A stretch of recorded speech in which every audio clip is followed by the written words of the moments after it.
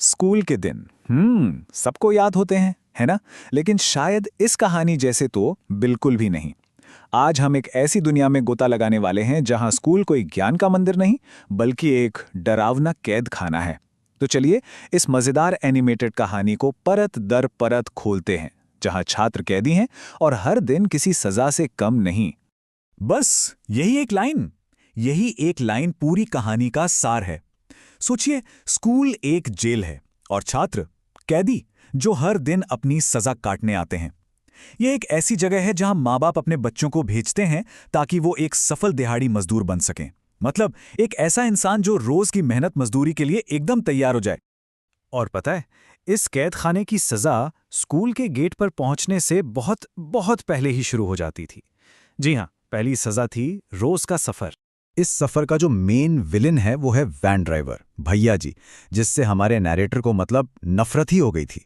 और क्यों ना हो, भैया जी उसे सुबह 5 बजे सबसे पहले उठाते थे और पूरे शहर का चक्कर लगाकर शाम को सबसे आखिर में घर छोड़ते थे। और हाँ, वैन का टायर इतनी बार पंचर होता था कि बच्चे पढ़ाई से ज्यादा टायर बदलना सीख गए थे। लेकिन इतनी नफरत के बाद भी वो उसी वैन में जाता था। वजह? एक खास वजह थी, चमेली। और चमेली उसके पास बैठे, इसके लिए उसने एक फुल प्रूफ मास्टर प्लान बनाया था। मतलब योजना इतनी सटीक और सोची समझी थी कि कोई शक कर ही नहीं सकता था। और प्लान का क्लाइमैक्स तो देखिए, जब चमेली आती तो पूरी वैन भरी होती थी और सिर्फ उसके बगल वाली सीट खाली। लेकिन नहीं, ऐसे ही नहीं बैठने देना है। एकदम सधी हुई एक्टिंग। पहले तो मना करने का नाटक करना और फिर जैसे मजबूरी में सीट दे रहा हो। एक्टिंग का लेवल देख रहे हैं? शानदार। लेकिन सफर में ड्रामा यहीं खत्म नहीं होता था। भैया जी का एक कॉम्पिटिटर भी था, एक ऑटो वाला, जो एक ही ऑटो में मानो पूरा स्कूल भर लेता था। दोनों दोस्त सड़क पर रेस लगाते थे और बच्चे गाड़ियों से बाहर गिर रहे होते थे। एक बार तो ऑटो वाला इतनी तेजी से भागा कि उसके सारे बच्चे रास्ते में ही बिखर गए। चलिए अब इस कैदखाने के अंदर चलते हैं और मिलते हैं इसकी सबसे बड़ी अथॉरिटी से। प्रिंसिपल? नहीं। इंचार्ज? बिल्कुल नहीं। ये थी स्कूल की डॉन। अरे डॉन का किरदार तो किसी फिल्मी विलन जैसा था। छोटा कद, मोटा पेट, और कमाल की बात ये कि समय के साथ हाइट घटती जा रही थी। वो कार भी खड़ी होकर चलाती थी और स्कूल की छत पर स्नाइपर लेके बैठती थी। जी हाँ, स्नाइपर, ताकि किसी भी गलत हरकत पर बाज की तरह नजर रख सकें। और डॉन के आतंक का अंदाजा इस एक सवाल से लगाया जा सकता है, जो उनसे तब पूछा गया जब उन्होंने कुछ छात्रों को सजा दी। मतलब खौफ किस लेवल का था, ये समझ आता है। स्कूल के अजीब किरदारों के लिस्ट में एक और नाम था, झम्मू दीदी का। वो स्कूल में झाड़ू पोछा लगाती थीं, लेकिन अफवाह ये थी कि वो करोड़ों की मालकिन है और स्कूल भी उन्हीं का है। वो तो बस हम्बल रहने के लिए, जमीन से जुड़े रहने के लिए ये सब करती हैं। क्या बात है। अच्छा, अब बात करते हैं इस कैदखाने की अर्थव्यवस्था की, इसकी इकोनॉमी की। यहां पैसे नहीं चलते थे, यहां चलती थी एक बिल्कुल ही अलग करेंसी। चलिए स्कूल के ब्लैक मार्केट पर एक नजर डालते हैं। जी हां, इस स्कूल की ऑफिशियल करेंसी थी पेन। जिसके पास जितने महंगे पेन, वो उतना रईस। पेन से सिर्फ लिखा नहीं जाता था, बल्कि पेन फाइट पर सट्टा भी लगता था। जो जीतता था उसे हारने वाले का पेन मिल जाता था। और इस इकोनॉमी में एक क्लास सिस्टम भी था। 3 रुपए वाले यूज एंड थ्रो पेन वाले थे आम लोग। 5 रुपए की जिफी जेल वाले बन गए मिडिल क्लास।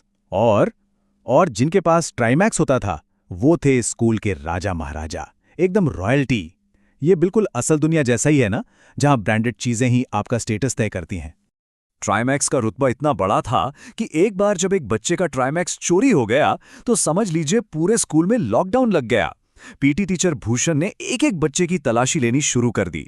और अंत में क्या पता चला कि बच्चा पेन घर पर ही भूल आया था। मतलब सारा ड्रामा बेकार गया। तो इस कैद खाने की कहानी इसके अजीब गार्ड्स यानी कि टीचर्स और अनोखे कैदियों यानी कि छात्रों के बिना तो अधूरी ही है। टीचर्स को उनके असली नाम से तो कोई जानता ही नहीं था। उनकी हरकतों के हिसाब से नाम रखे जाते थे। जैसे कि इंग्लिश टीचर, जिनका निकनेम था छोटा भीम, और उनका एक ही शौक था, लड़कों की पिटाई करना। और बात करने का तरीका भी कुछ ऐसा ही था। लेकिन उनके इस गुस्से और आक्रामकता के पीछे एक बड़ी मजेदार सच्चाई छिपी थी।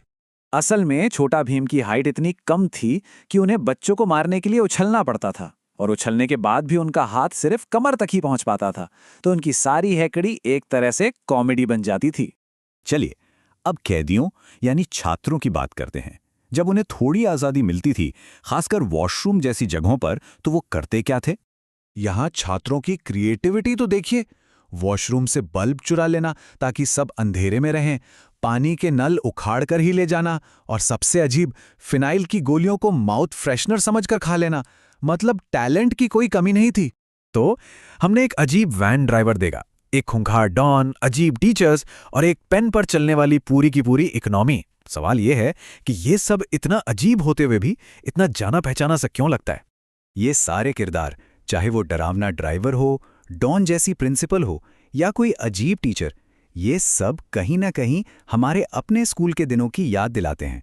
ये वो लोग हैं जिन्हें हम सब ने अपनी स्कूल लाइफ में देखा है, बस शायद इतने एक्सट्रीम लेवल पर नहीं। तो असली बात यही है, इस कहानी की खूबसूरती इसी में है कि ये स्कूल से जुड़े हमारे आम अनुभवों को इतना बढ़ा चढ़ाकर पेश करती है कि वो डरावने होने के साथ साथ मज़ेदार भी बन जाते हैं। ये जो अतिशयोक्ति है, यही तो हमें हंसाती है। और ये हमें एक बहुत दिलचस्प सवाल पर छोड़ जाता है। अगर इस स्कूल में करेंसी पेन थी, तो जरा सोचिए, अपने स्कूल के दिनों में वो कौन सी चीज़ थी जो सोशल स्टेटस तय करती थी? क्या वो ब्रांडेड जूते थे, नए नए वीडियो गेम्स, या फिर कुछ और? सोचिएगा ज़रूर।